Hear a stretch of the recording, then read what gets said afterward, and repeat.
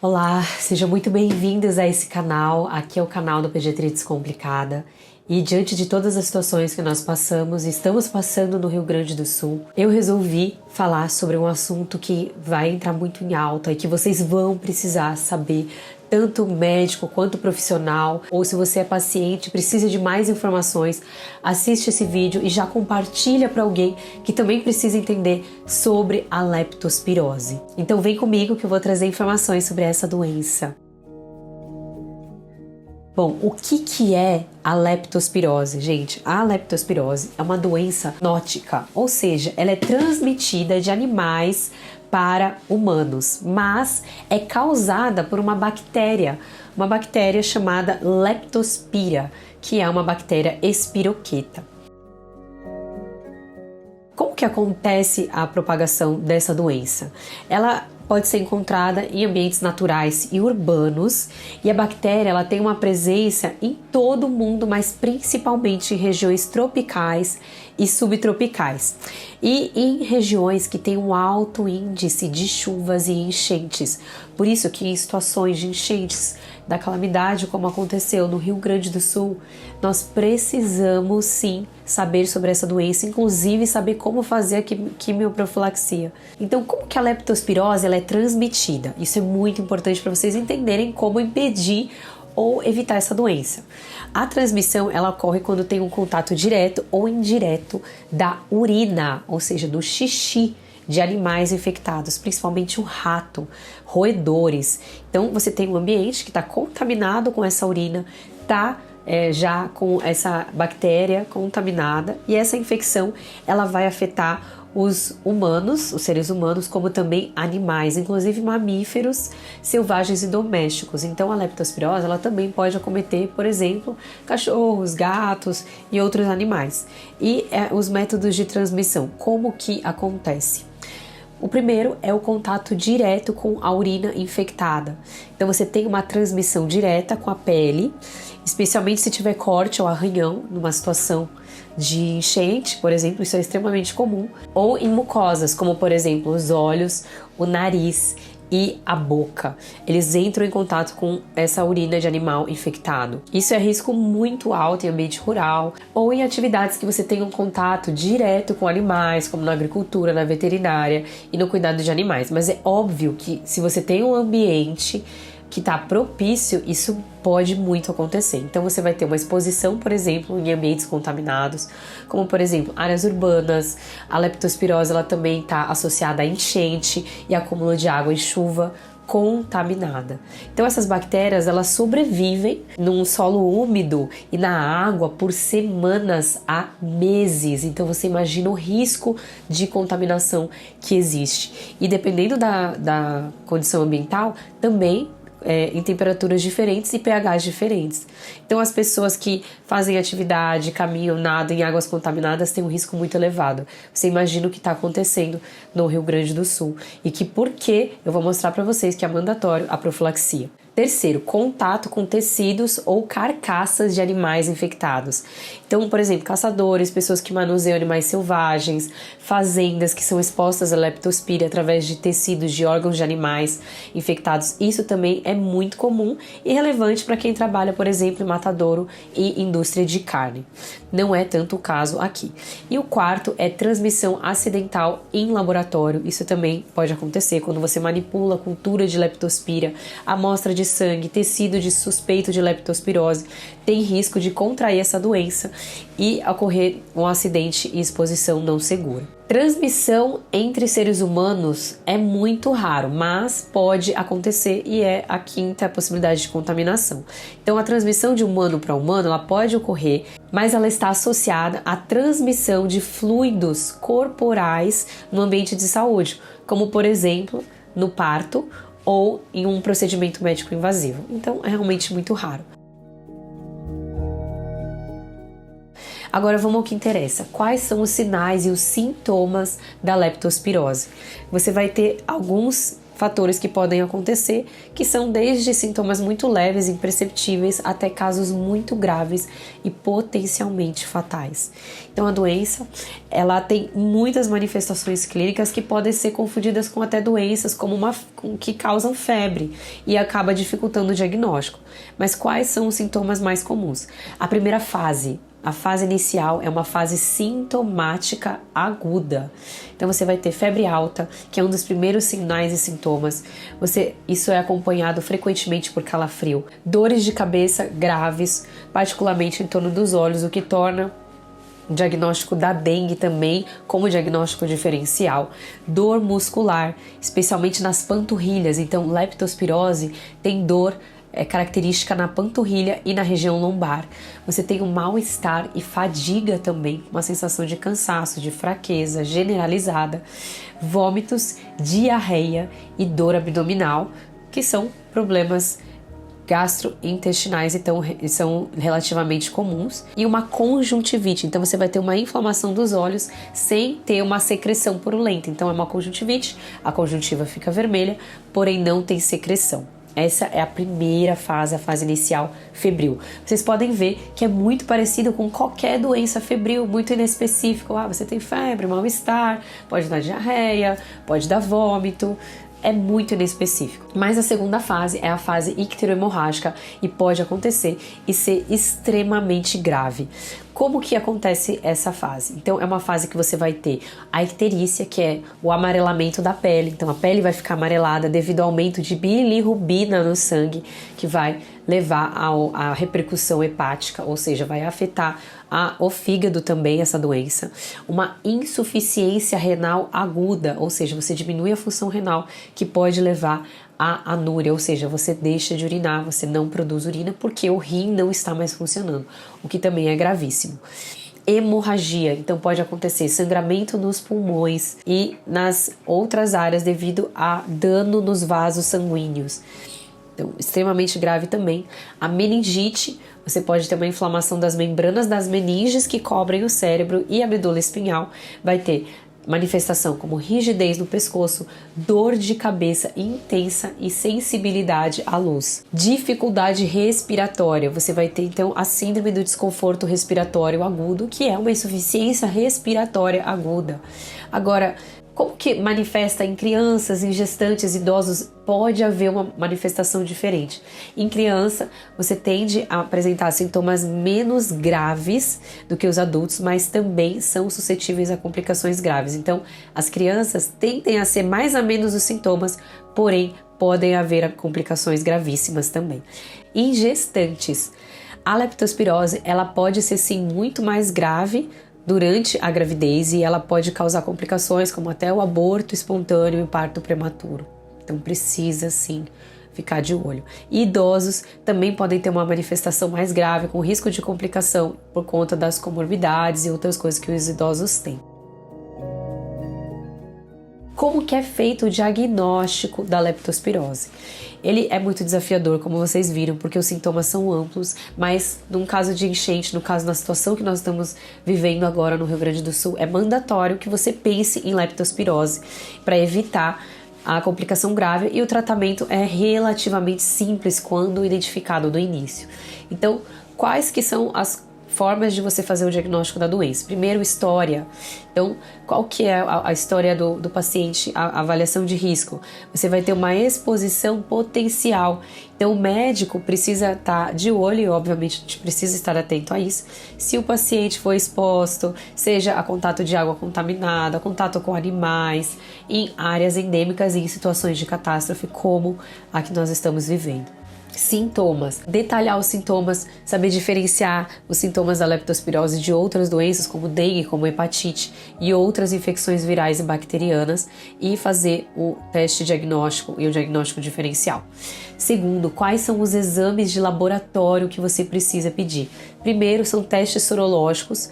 O teste mais comum é o teste de aglutinação microscópica.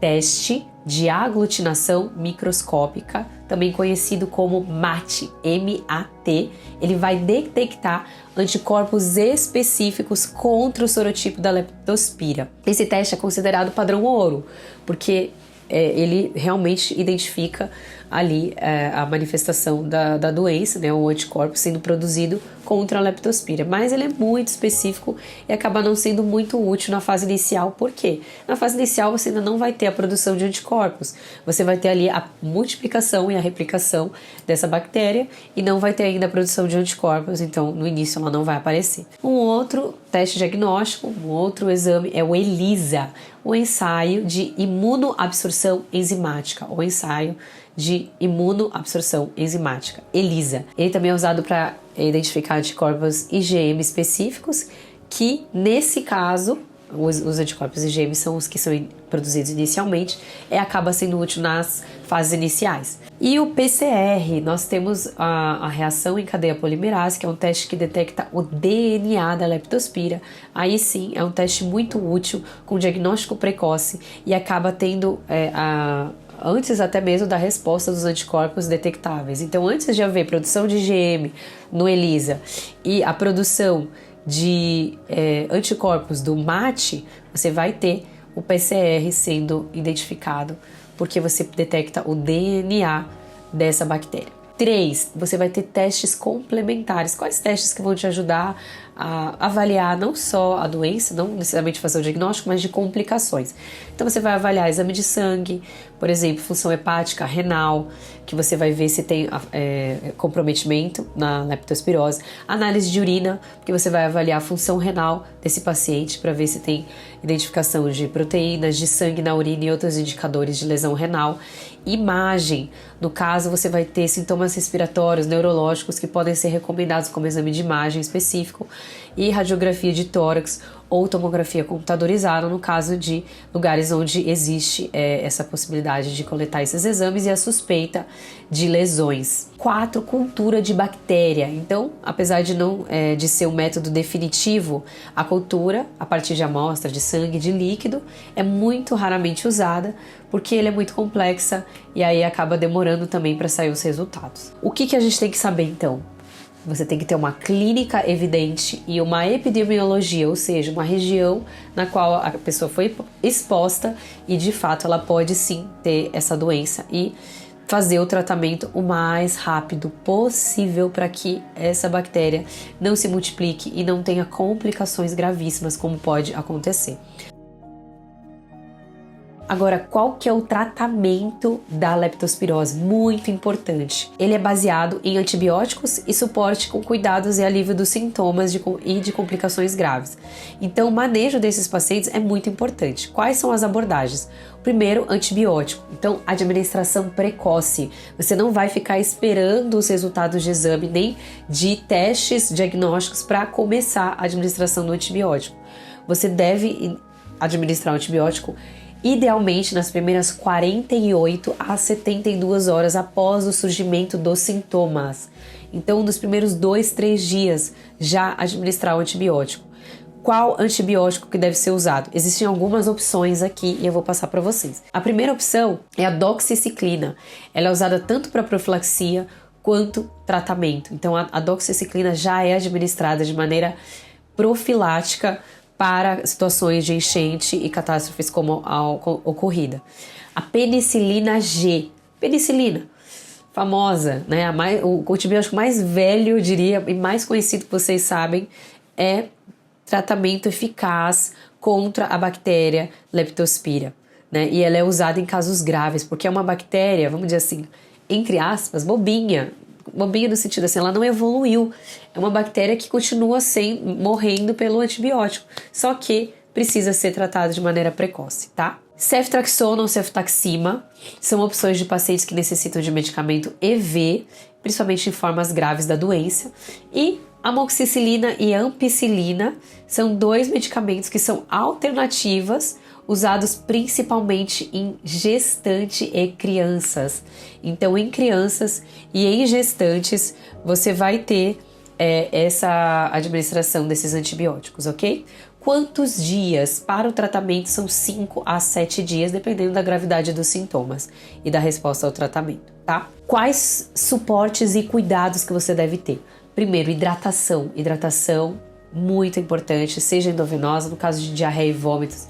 Se a pessoa puder ingerir líquidos, continue ingerindo líquidos se ela tiver em situação mais amena, aí é super importante. O outro é o controle da febre e da dor, né, no caso com analgésicos comuns, para aliviar a dor e a febre, e as dores musculares principalmente, e o monitoramento de complicações e dos órgãos mais acometidos, por exemplo, a parte dos rins e do fígado, né? Então problemas renais, hepáticos, e o monitoramento de sinais que vão gerar complicações, por exemplo, de sintomas de insuficiência renal aguda, o rim para de funcionar, ou problema respiratório. Então, muito importante. E o tratamento de complicações. Como que você trata as complicações da leptospirose? Lógico, nessa situação, gente, aí já vai precisar de um suporte de UTI e um tratamento intensivo. Mas a insuficiência renal, você pode requerer uma diálise, né? Você precisa fazer hemodiálise. Se for problema respiratório, suporte respiratório, às vezes não invasivo, às vezes invasivo, então com ventilador, oxigênio. E se tiver hemorragia ou meningite, aí tem que ser tratamento específico dessas condições, como medidas para reduzir a pressão intracraniana. Como que nós administramos, então, os cuidados em populações vulneráveis? No caso, gestantes e crianças são populações mais difíceis, mais sensíveis e que devem ter um tratamento especial. No caso de gestante, você vai considerar a segurança do bebê, a segurança do feto. Então, a penicilina geralmente é um antibiótico de escolha, e em crianças você tem o uso de amoxicilina, que deve ser geralmente o de escolha, e deve evitar os efeitos colaterais, por exemplo, da doxiciclina, que não é recomendada em menores de 8 anos, tá? Devido ao risco de descoloração dentária e outros efeitos. Mas, então, para criança, amoxicilina, de preferência, em detrimento da doxiciclina, em menores de 8 anos, gestante, penicilina G, ok? Vamos lá, qual que é a profilaxia? Lembra que eu falei? Em situações de catástrofe, o que a gente faz? Administra remédio, não administra remédio? Sim, você deve dar a profilaxia e deve incluir na profilaxia algumas coisas.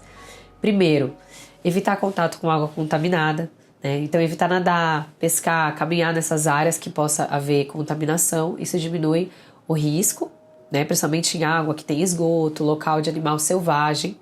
Usar a proteção adequada. Então, em situações de água contaminada, é importante que você tenha equipamento de proteção, como bota de borracha, luva, roupa impermeável. Eu sei que isso é muito difícil, né, na situação que nós estamos hoje, mas no caso seria o ideal. A vacinação, né? Então, em algumas áreas de alto risco, a vacinação pode ser recomendada para adultos, e ela pode ser principalmente importante em pessoas que trabalham ao ar livre, agricultor, gente de construção civil e veterinário. E muito importante, então, a profilaxia com antibiótico, a profilaxia pós-exposição. Então, uma vez que você está numa situação de alto risco, quando tem uma exposição conhecida à leptospira, em enchente, atividade ao ar livre, área endêmica, você deve sim prescrever o antibiótico como a doxiciclina como medida profilática. Isso vai impedir o desenvolvimento da doença. E, obviamente, manter a higiene pessoal, como lavagem de mãos e outras coisas. Como que é feita a quimioprofilaxia nos grupos vulneráveis, ou seja, em crianças, gestantes e idosos? Então, em crianças, principalmente nessas crianças, né, que estão numa situação como essa, ou que passam tempo brincando, que pode ter contato com cão, gato, enchentes, água parada, lagos, que você não tem um acesso ao tratamento. Isso diminui o risco de doença. Em situação de gestante, você também tem que evitar, né? Então, evitar atividades em lagos, em situações de risco, e gestantes também precisam seguir a orientação médica correta e fazer a quimioprofilaxia caso seja exposta com a penicilina. E idosos também as mesmas medidas, evitar contato com essas águas e como eles têm um sistema imunológico mais comprometido, também deve ser sim administrado o medicamento da quimioprofilaxia. Só atenção se faz uso de algum outro remédio para não ter um efeito colateral, e olhar quais medicações que usa para não ter interação medicamentosa com a doxiciclina, por exemplo. Tá? E às vezes usar medicamentos alternativos. Ufa, muita coisa, né? Eu sei, mas espero realmente que todas essas informações sejam úteis para você. Por favor, compartilhe esse vídeo com as regiões, né, que estão aí precisando. Se você precisa informar uma população, seja você profissional, médico, educador, ou então realmente uma pessoa que deseja ter mais conhecimento ou que precisa informar a população, compartilhe esse vídeo. Então, realmente que a gente possa aí propagar mais informação para vocês, tá bom? Até o próximo vídeo. Tchau, tchau!